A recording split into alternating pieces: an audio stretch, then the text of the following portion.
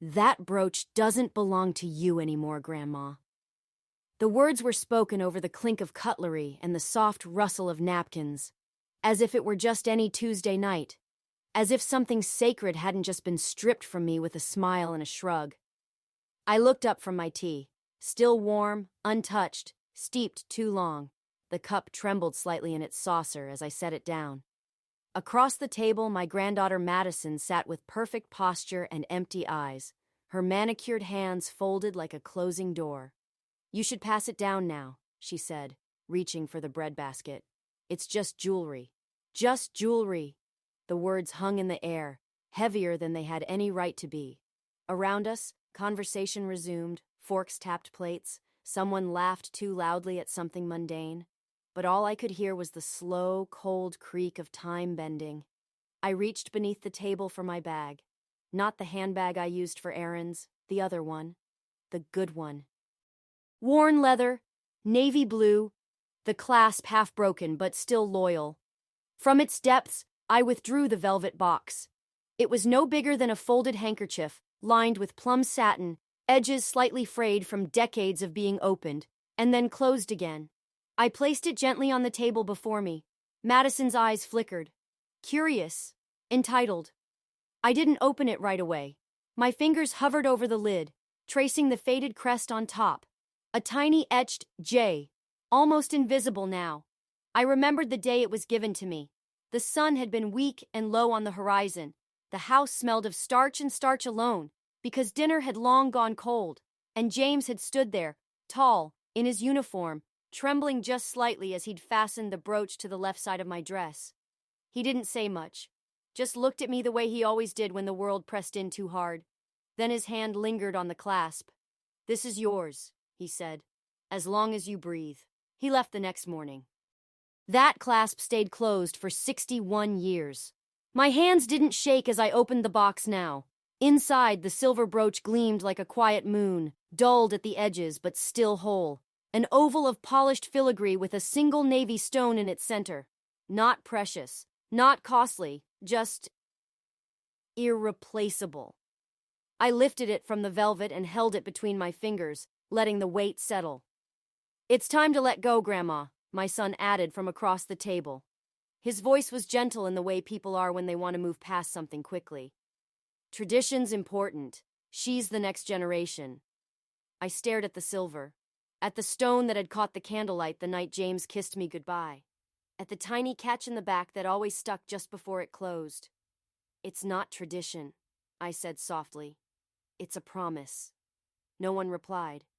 The clatter of plates, the hum of conversation, all faded into a hush that settled over the room like snowfall. Then a hand reached out, fast. Not cruel, just careless. I closed my fist, and for the first time in a long time, I looked them each in the eye. My son, my granddaughter, the people who bore my name but not my memory. "No," I said, not loudly, not angrily, just no. Because love like that, clasped in silver, does not pass on with convenience. It does not dissolve under pressure. It waits. It endures. And it remembers. And tonight, so would I. Later that evening, after the brooch had been quietly returned to its box and slipped back into my bag, the mood lightened, at least for everyone else. We moved to the living room for dessert. The twins, now in their teens and taller than me by half a foot, sprawled on the couch arguing over the last slice of pie. Madison sat cross-legged by the fireplace scrolling through her phone, the soft blue light glowing on her cheekbones. My son, Daniel, poured coffee into mismatched mugs while Mara, his wife, adjusted the cushions like there was a guest coming any minute. "Mom, you want coffee?" he asked, already reaching for the low-fat creamer. He knew I took it black. He just forgot. I nodded and offered a smile.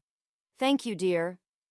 They all sat, comfortably, easily, around the room, talking about vacation plans, Madison's new internship, the twins' school musical.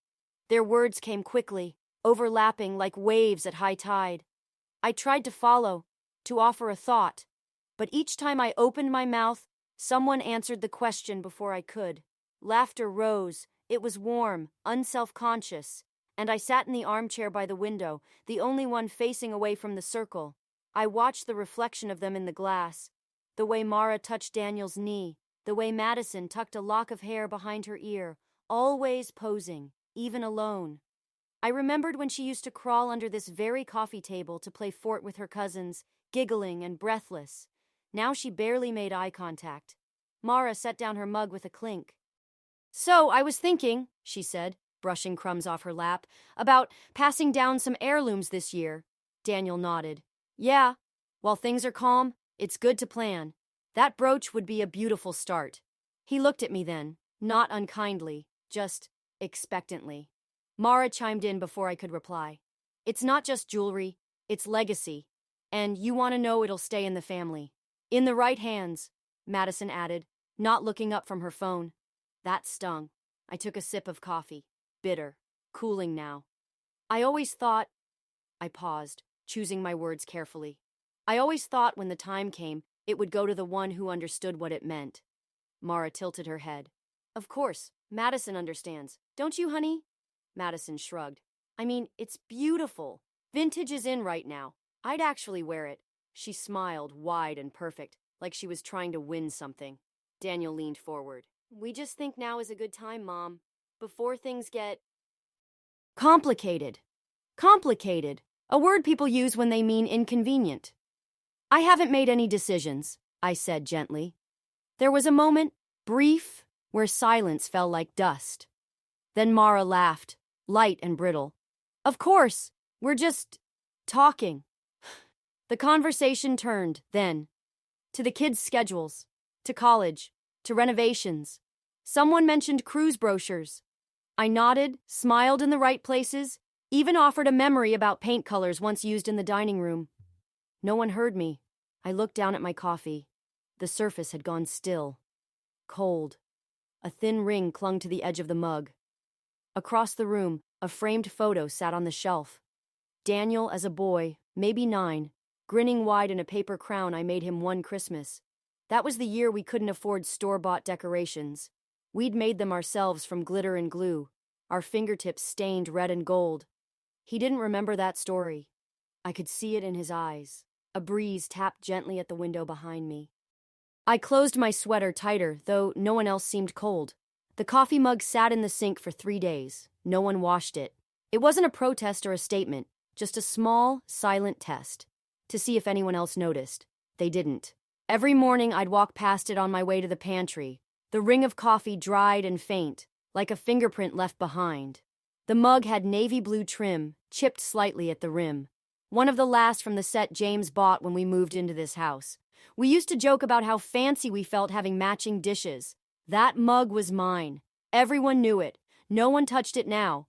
I'd begun rising earlier before the hum of the refrigerator became company, before the water heater kicked in. There was comfort in the quiet ritual. Boil the kettle, slice the apple thin enough to see light through it, fold the napkin just once.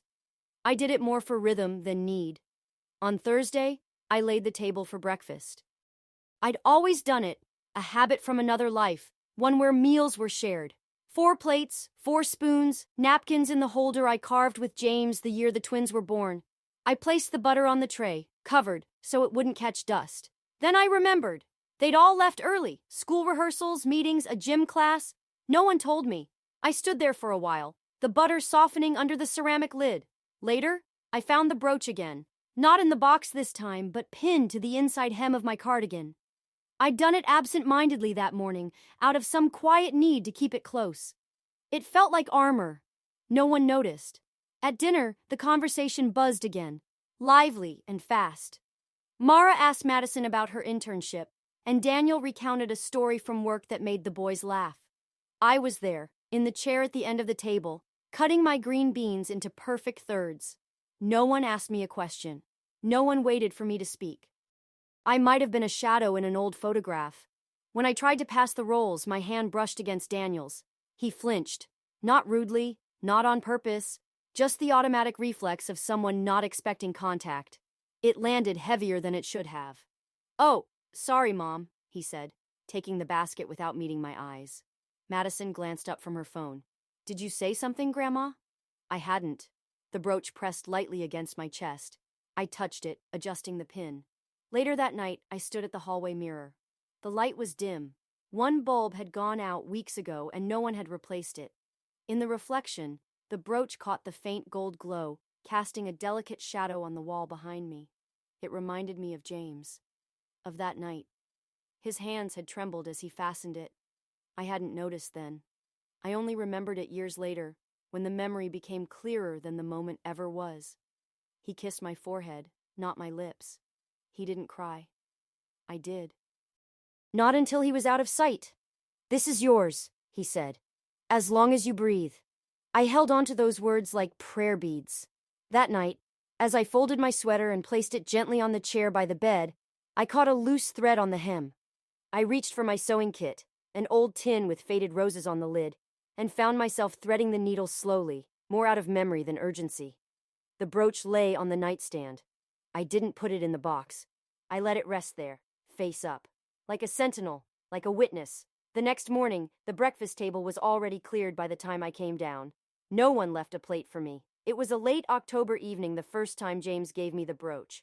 I remember everything. Not in the vague, soft-edged way most memories settle, but with the clarity of a painting sealed in glass. The scent of wood polish on the entryway table.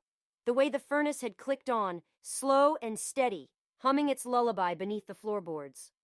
My dress, navy with a pressed collar and pearl buttons, hung off my shoulders a little, back when I was still thin with worry and hope. We were only 3 months married. He'd been called up again. Deployment. This time. Further. Longer. He came home from the base late, boots still dusted with red soil. He didn't take off his coat. Not right away. Just walked into the kitchen. Found me slicing apples for a pie I never finished baking. "You've been quiet today," I'd said, brushing flour from my fingers. He nodded.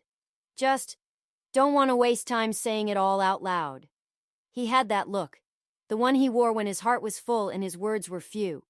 He reached into his coat pocket and pulled out the velvet box, smaller than a matchbook. "Was gonna wait until Christmas," he said, "but I need you to wear it now." When he opened the box, I gasped, though it wasn't from surprise. The brooch wasn't flashy, no diamonds, no gold. Just polished silver with a deep blue stone in the center, the color of lake water at dusk. He'd chosen it because it reminded him of the dress I wore on our first real date, the one where we sat too close on the Ferris wheel and he said, "I think I just saw my whole future."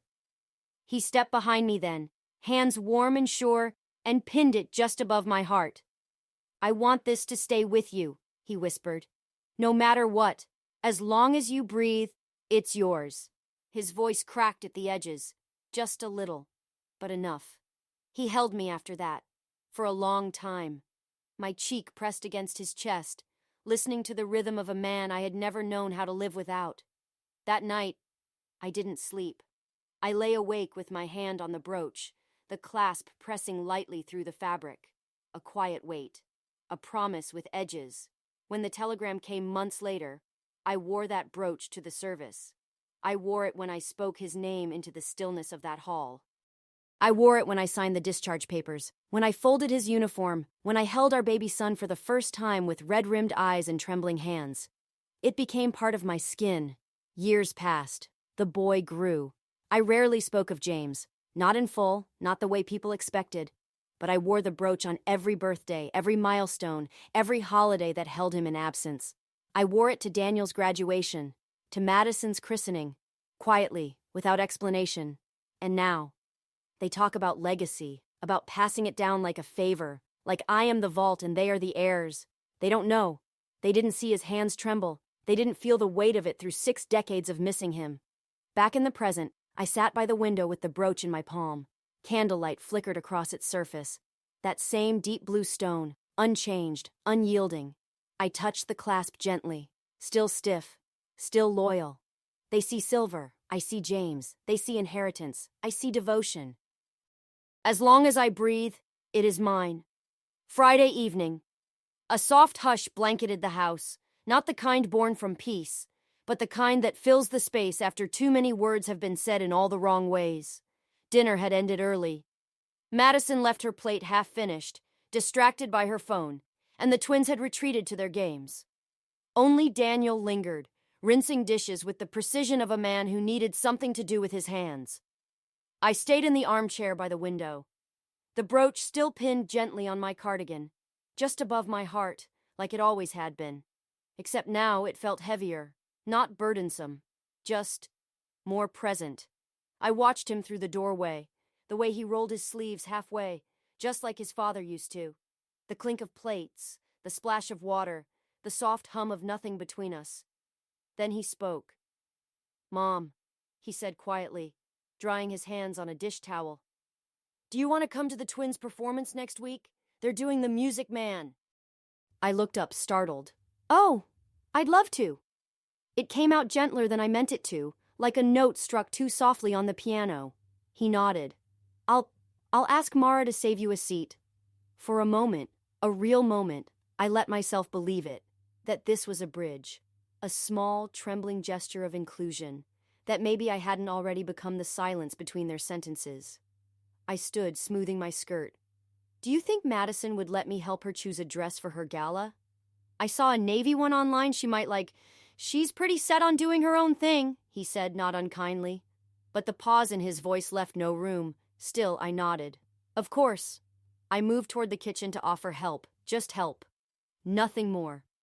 As I passed the table, Mara stepped in from the hallway, a laundry basket in her arms. She glanced at me, then at the brooch. Her lips parted like she might speak, but didn't.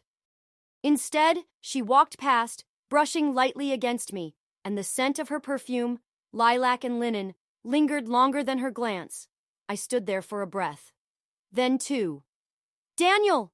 she called over her shoulder, not turning back. "We'll finish up and head out soon. Don't forget to bring the brooch." It was said casually, thoughtlessly, like I wasn't in the room. He froze, just for a second, then resumed wiping the counter. "We'll talk about it," he said under his breath. But that was the moment. The moment I realized the invitation to the twins' play wasn't a gesture of welcome. It was a formality, a box to tick, a seat to save, maybe even in the back row. I would be there, yes, but not with them. I stood still, the brooch pinned firm against my chest. The room wasn't cold, but I felt chilled. I took one step back, then another, and returned to the armchair without a sound. No one noticed. The TV murmured from the den. Someone laughed upstairs. The dishwasher beeped once, unnoticed, and I sat with my hands folded in my lap, the velvet box tucked beneath the cushion where only I knew it waited. Just in case. Outside, the wind had picked up. The branches tapped the window, not angrily, just enough to remind me they were there. I'd worn the brooch every year since the night he gave it to me, and for a fleeting moment I thought this might be the year someone finally asked me why. But no one did. I sat in the darkened den long after the lights upstairs had gone out. The glow from the hallway nightlight stretched across the carpet in a long, narrow ribbon. Everything felt far away, even my own skin. The brooch sat in my palm now, its edges pressing gently into the folds of my hand. I'd unpinned it after dinner, not because I was ready to part with it, but because I wasn't sure I could bear the weight a minute longer. Funny how something so small could feel like a boulder when the world forgets what it means. I looked at it, at the soft, silver glint barely catching the hallway light. It seemed smaller than I remembered. Or maybe I was just tired. Not the kind of tired you solve with sleep, but the kind that sinks into your bones, into your breath. The kind you carry without realizing until one morning, you wake and realize you've stopped hoping someone will notice you've been carrying it alone.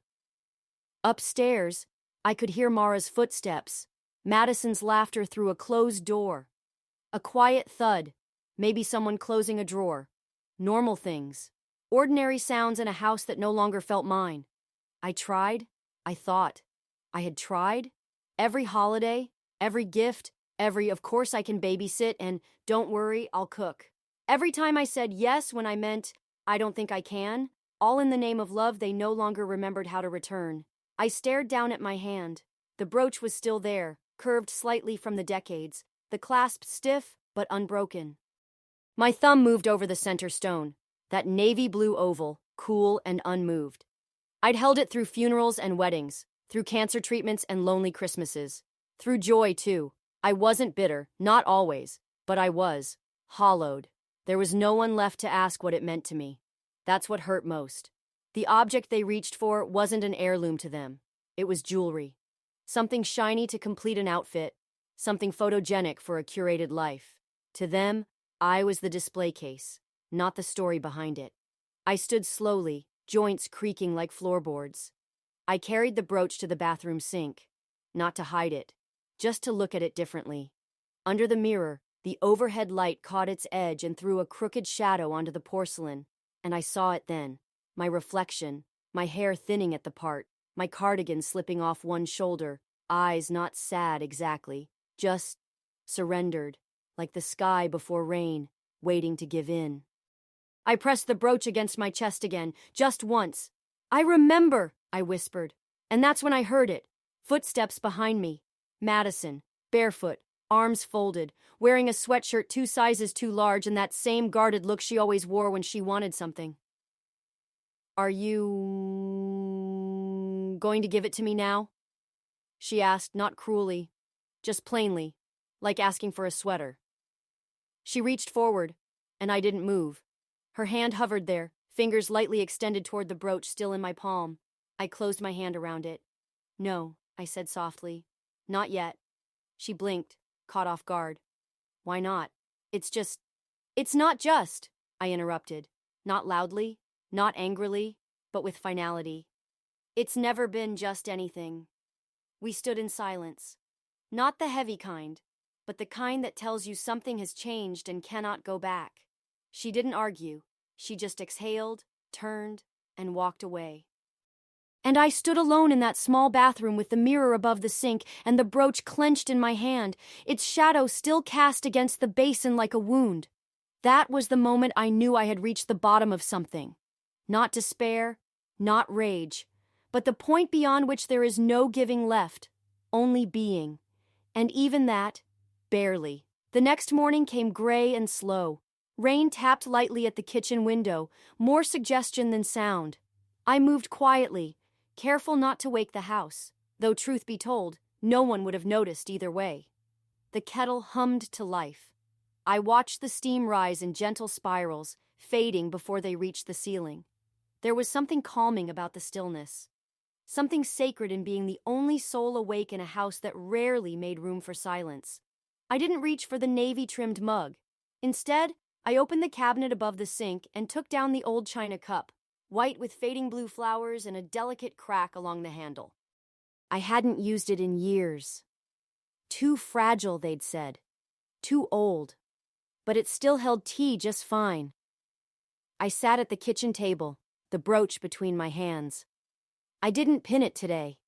I let it rest on the linen placemat, its silver dulled by age and truth. My fingers moved over it slowly, deliberately, as if reacquainting myself with something more than metal, something holy. And in the hush of the morning, I began to speak, not aloud, but inwardly, to myself, to James. "I almost gave it away," I admitted. "I almost let them take it without knowing." I traced the blue stone, still unflinching, still centered. "They see it as inheritance, a symbol of status, a vintage charm for a curated life. But not as what it is, not as the vow it carries." I thought of Madison's hand reaching for it, polished, casual, unaware. "They don't know," I whispered to the silence. "But maybe they should." And that was it. Not a decision made with fire or fury, but with clarity, not for revenge. Not to shame them, but because if I didn't speak now, if I didn't place my truth in the room like a stone in the river, they would carry away pieces of me without ever knowing what they held. It wasn't about the brooch. Not really. It was about memory, about meaning, about not vanishing quietly while everyone else kept talking. Outside, the rain thickened, soft against the glass. I stood slowly, took the brooch in hand, and turned it over once more. The clasp still caught, like always. A small rebellion against smoothness. I smiled faintly. Then I opened the drawer beside the sink and pulled out my recipe box. Not because I planned to bake, but because tucked beneath the old cards and yellowing notes was a letter, folded 4 times, edges worn. His last letter, the one James sent before the final deployment. The one that ended, "Whatever happens, you wear that brooch for both of us. It means you're still standing." I placed the letter beside the brooch, side by side. Weight and word, promise and proof, and for the first time in a long while, I felt myself return, not to youth, not to joy, but to self, to that place inside where I still knew who I was, even when no one else remembered to ask. By noon, the rain had softened into a hush, the kind that wraps the world in gray velvet and makes even the sharpest sounds seem far away. I stood in my room, the door closed behind me, holding the navy dress I'd kept folded in the back of the closet for years. I hadn't worn it since James's memorial. I ran my fingers over the fabric, still smooth, still dignified, the kind of dress that didn't ask for attention but held its own when given. I laid it gently on the bed, beside the brooch and the letter, and took a breath so deep I felt the years unravel in my chest. Then I dressed. Slowly. Deliberately. Each button fastened like a statement. I pinned the brooch above my heart, where James had placed it 61 years ago. It caught the soft light from the window, gleaming not like treasure, but like memory, like truth that had outlasted the forgetting. I smoothed the hem, tucked the letter into the small clutch I hadn't carried since my last church luncheon, and walked down the hall. In the living room, the family was scattered. Madison on her phone, Daniel reading something on his tablet, the twins half watching television. Mara was fussing in the dining room, rearranging things for a dinner I hadn't been invited to plan. I didn't announce myself. I simply walked to the front door, heels quiet against the hardwood, and opened it. "Mom?" Daniel looked up. "I'm going out for a while," I said simply. "To where?" "Somewhere I'd like to be seen," I said. Not unkind, just true. He blinked. Madison looked up from her phone, eyebrows raised. "Are you dressed for something?" I smiled faintly. "I'm dressed for someone." Then I stepped outside. The air smelled of rain and jasmine. The ground was damp, but not muddy, the kind of late afternoon that felt neither here nor there, suspended. I walked carefully to the sidewalk, my steps sure even if my knees disagreed. The wind tugged gently at my hem. I didn't adjust it. At the corner of the block was a small photography studio, nothing fancy. Just a window with soft light and a hand-painted sign. Portraits by Elsie. Years ago, I took Madison there for her 5-year photo. She wore a yellow dress and a crooked bow. She cried when they combed her hair. Now it was my turn. The bell above the door chimed as I entered. Elsie looked up, startled at first, then smiled. "Well, if it isn't Mrs. Caldwell." "Call me Ruth," I said. "I'd like a portrait." She blinked. "Of course. Any special occasion?" I held out my brooch. "Just this." She nodded, led me to the stool, and adjusted the lighting. "Face the window," she said softly. "That's it. Chin down slightly. Good." As the shutter clicked, I closed my eyes for a moment. Not to block anything out, but to hold something in. James. The kitchen scent of apples and starch. The sound of my name spoken with reverence. The weight of a promise still kept. I opened my eyes. Click. One more. Click. "Got it," Elsie said. "Want to see?" I nodded. On the screen, I saw myself. Not younger, not smoothed or softened. Just real. A woman wearing navy blue and a brooch that caught the light just so. A woman who had stayed, waited, given, and remembered. A woman who was not invisible. I paid in cash, thanked her, and stepped back into the rain-washed afternoon. Back home, I placed the printed receipt on the hallway table. Let them wonder. Let them see. There would soon be a framed photo on the mantel. Not of all of us. Not of the family gathered in forced smiles. But of me. Just me. Centered. Seen. Brooch shining. Because I remembered. And I was done waiting to be remembered in return. That Sunday, the house buzzed. Mara had planned a brunch. Just family, she'd said. Which meant her sister, her sister's husband, and 3 children I'd never met but was expected to host. Madison had put on something sleek, beige, and shapeless. Her hair pulled back like she was already tired of the day. The twins wore matching shirts, half-tucked, eyes on their phones. No one asked where I'd gone the day before. They'd noticed the photo on the hallway table, though. I knew because it had been shifted slightly, as if someone had picked it up and put it down again, unsure whether to ask or ignore. I sat in the corner chair. My chair. The same one I'd settled into year after year, holiday after holiday, watching from the edges as they passed the dishes and the stories without reaching for me. Today, I wore the brooch again, pinned right above my heart, and for once, no one reached for it. Maybe they sensed it, that it was no longer up for negotiation. That I had finally settled the matter, not with anger, but with certainty. They moved around me like I was furniture again. But this time, I wasn't waiting to be invited in. I wasn't hoping for a question or a thank you or a glance that lingered with something like recognition. I was just watching until it was time. At the edge of the meal, when plates were being cleared and voices had risen with the light clatter of dishes, I stood. No one noticed at first. I walked to the mantel, where years of portraits had stood, some crooked, some dusted, most forgotten.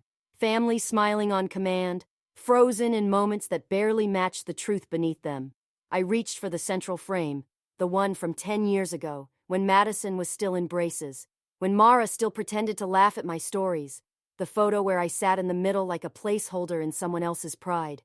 I lifted it gently, cradled it in both hands, and turned. Only then did the room fall quiet.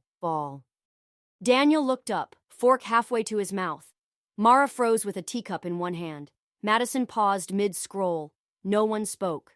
In the hush, I walked the photo to the hallway closet, opened the door and placed it carefully in the same box that held gift wrap and old candles. The lid settled with a soft thud. Not dramatic, just final. When I returned, I didn't explain. I didn't apologize. Instead, I stood at the mirror near the entryway, adjusted the brooch once more, and met my own eyes. The navy stone gleamed in the glass, a single unwavering point of light. They could have asked. They still could. But they didn't. And I didn't wait. I took my purse, slipped the letter back inside it, and opened the front door. The air outside was sharp and golden with late afternoon sun. I stepped into it, not to leave forever, not yet, but to walk where my shadow was mine alone, to remind myself that dignity, once reclaimed, does not need to be handed back. Behind me, the door closed with a soft click, and inside, the brooch remained, still pinned, still mine. The house was quiet the next morning.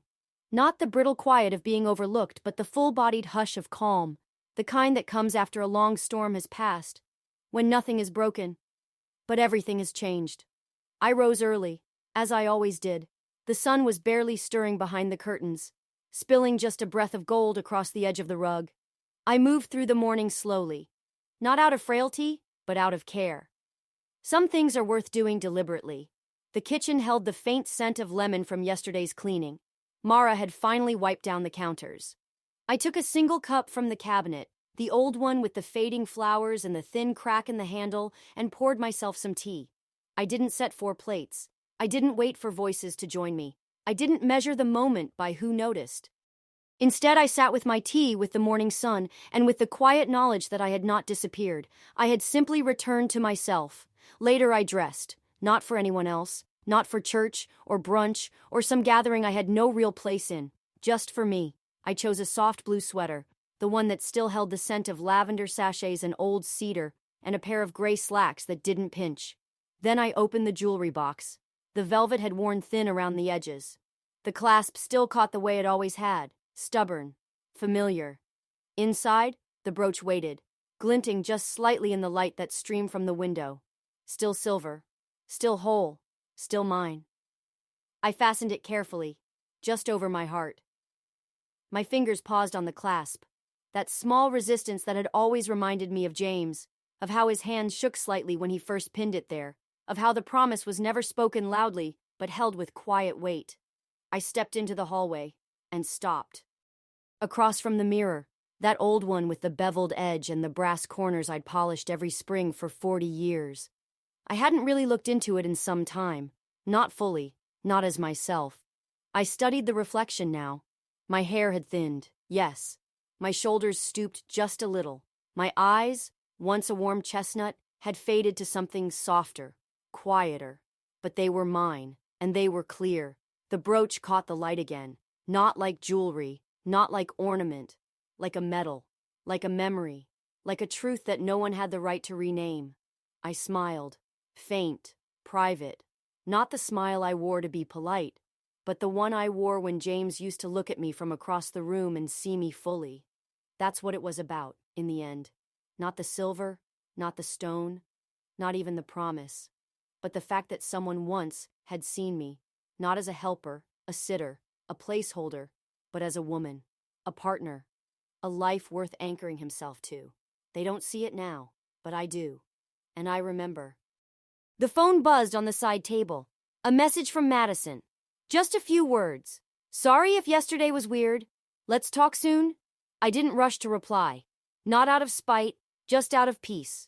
She would come to understand, in time or not, but I wouldn't be waiting at the window anymore. I had already returned home, to myself. Outside, the breeze stirred the ivy near the window. The sky had cleared, streaked with soft blue and warm peach like an old quilt laid across the morning. I turned from the mirror and walked toward the front room. A photo waited on the side table, the new one, the portrait from the studio. Just me, centered, unsmiling but steady, the brooch gleaming like a quiet lighthouse over a worn, enduring heart. I picked it up, dusted it gently, placed it above the fireplace where the family portrait used to be. Not as a challenge, but as a truth. Because some things are not passed down by demand. They are honored, when the time is right. When the hands reaching for them have learned to understand. Until then, it stays with me. As I turned back to the window, the light shifted, glinting once more across the silver. And I thought, not bitterly, not even sadly, it was never theirs to claim.